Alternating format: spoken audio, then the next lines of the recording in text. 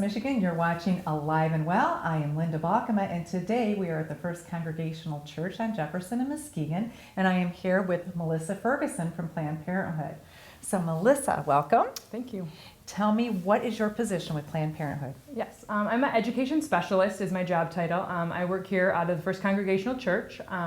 So it's kind of a home base for me. I do a lot of work in the community. I do education programs, so I kind of come here every day, drop off my stuff, go to and from. So this is kind of a home base for me. Safer Choices program is the main thing I teach. We need Safer Choices. Okay, no, that's interesting. It's called Safer Choices. So tell me, and obviously I want to tell you first that this is Breast Cancer Awareness Month. I wore my pink for Breast Cancer Awareness Month. We're in October here, and that's very important, and we want to talk about that. But also you do a lot of other programming and educational services. So you brought up Safer Choices. Tell me what that is. Yep, Safer Choices is a 15-hour educational program that we teach. It's comprehensive sex ed, so we talk about healthy relationships, abstinence, birth control, and kind of everything in between. So it kind of runs the whole gamut. And breast health is one of the things we have in there. We teach anatomy, physiology, both male and female, and then preventative health care stuff. Wow, you teach anatomy and physiology? Yeah. As a comprehensive kind of course, or just a basic? This is parts of your body. So when we say anatomy and physiology, we teach the reproductive anatomy and physiology. Okay. So the reproductive parts, males and females, what the parts are, what they do. We actually build a craft with the students using plastic bags, straws, aluminum foil, a lot of household objects. And they actually make a diagram of an actual male and female reproductive system. So they can actually see, hey, these drinking straws are actually fallopian tubes. So a little more hands-on than just that's pretty labeling cool. a worksheet. Wish we'd had that when I was in high school. Speaking of which, what is the average age that you do the education to? Yep, the program is for 12 to 18-year-olds. I would say I probably see mostly that 14 to 16 is probably what most of my students are. But well, it's a crucial time to, and even sooner if possible, Yep. because it seems that younger and younger children are needing to learn about reproductive health. They sure are. Girls are maturing quicker. Yep.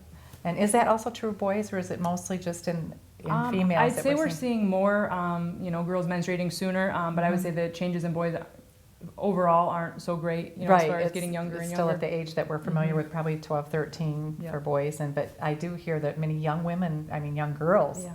I've heard 8 and 9 years Yep. old that they're starting to menstruate, and I don't know. So do you know any studies why that's happening? They have a lot of things that they think. They think just the fact that we have a better diet in general than years ago, and a lot of the hormones that are used in foods. I don't know that it's been proved conclusively, but those are the things that are thrown out as far as, those changes. So when you talk to these young people, do you talk at that age yet about breast health and how important it is for mammograms, or is that saved for older clients? Yep, I don't know that we necessarily talk about specifically mammograms. We do usually mention kind of the preventative things. These are the things to look for. These are things, that once you get older you might have, especially like with men, we'll mention, stuff with prostate exams, so we do the equivalent with women, even though it's not for that age group, but what they can expect. Right, what they can expect. Yeah, what good care is. So let's talk about breast health, because there's some changes. I've been seeing a lot of advertisements on public television and on the network shows about the new standard, density, know your score, and all that. So can you explain some of that to me? Yep. So with the students, we used to have a little card that would do teach you how to do your own self breast exam every month, and that was part of our curriculum that recently changed because the standard came out where they no longer are recommending women to do the monthly self breast exams. The new mantra is kind of know your own normal. So be familiar with your breast, what's normal, what's different, any changes, and then seek professional, medical professional to check things out. So be attuned to what's going on, what's normal for you, but they no longer recommend the monthly self exam. Well, I suppose that's true, because with the menstruation cycle, you have different changes in your breasts at different times. And I think a lot of, especially young women, might be freaked out when they think, wow, is that a lump, is that? So it is learning yourself and learning the new normal. And density is something we're hearing a lot about now in these new advertisements that are out. So explain a little bit about what density means. Yep. So a lot of times when they're saying it, and they'll even say that younger women tend to have denser breasts, so it's less common for it to be diagnosed. You know, in women, it's not necessarily seen by themselves in the younger women, so it's not as common for breast cancer in younger women. But when it does happen, it can be a lot more fatal because they didn't notice it as soon. It's harder to even detect in the mammograms with breast density. So it just kind of means like the tissue is more like compact together. So instead of there being more space and it being easier to feel that lump, it kind of has more room to hide. So we think of it probably as breast firmness, and as Yes. women get older, yes, there's a little less firmness as we age. We know that, but in younger women, yes, breasts can be very dense, and even in some women all through life, they can have very dense breast tissue, and that's important. That dense breast tissue, that's hard to say, is more difficult to find the lumps in because of the density or the thickness or the firmness of it is much more difficult than if you have a soft area to anybody that's went in for a mammogram and had the little models where you can practice on, and you know you're looking for the little pea feeling, and those are the types of things I know with the self-examination it's important to look for. But as you say, now it's know your own normal, and there's even a score, I believe, probably when you go for the breast exam. Do you know anything about Yeah, scoring? that I am not familiar with because we kind of stay out of the clinical side of things and just trying to get the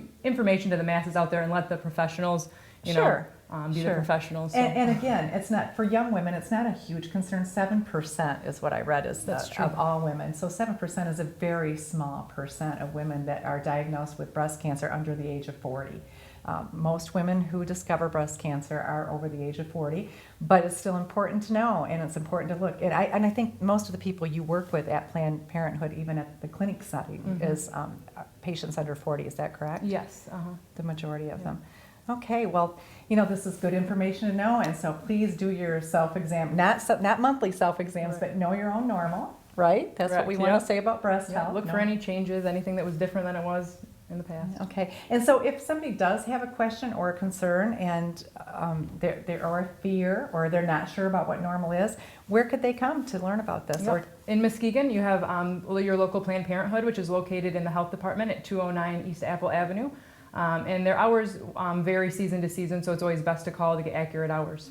Okay. I think something else important that I read about breast health is that quite often Latino women don't always, they have a higher percentage because they don't check, and then African American women are the highest percentage of women under 40 to contact breast cancer, and I don't know yet. Yeah, they don't necessarily, it's not that being that nationality makes you any more prone to it. They just kind of think it's more linked to access and services and maybe less of the prevention, so it's not caught as early, or less women are actually coming in to get those annual exams and those checkups, so it's not being found. So it's not that being any one race is going to make you more likely to have that, but they kind of attribute it to, the knowledge and the access to health care. And that's a very important distinction. That doesn't mean if you're Hispanic or African American that you're at higher risk of breast cancer. It's just that we want to make sure if you don't have the means or health insurance that they could come to Planned Parenthood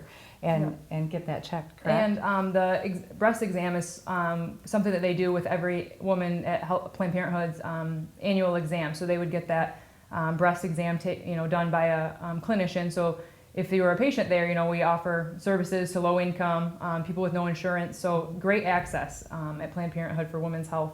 So that's one of those things with kind of increased awareness that, hey, this is a great place you can go if maybe money is a barrier for you, or health insurance. Health insurance. And this is always where I have to put in my plug for my employer, the Muskegon Community Health Project. We help people with access to healthcare services. We are part of Mercy Health Partners, and we have a community benefit form, so we can help people.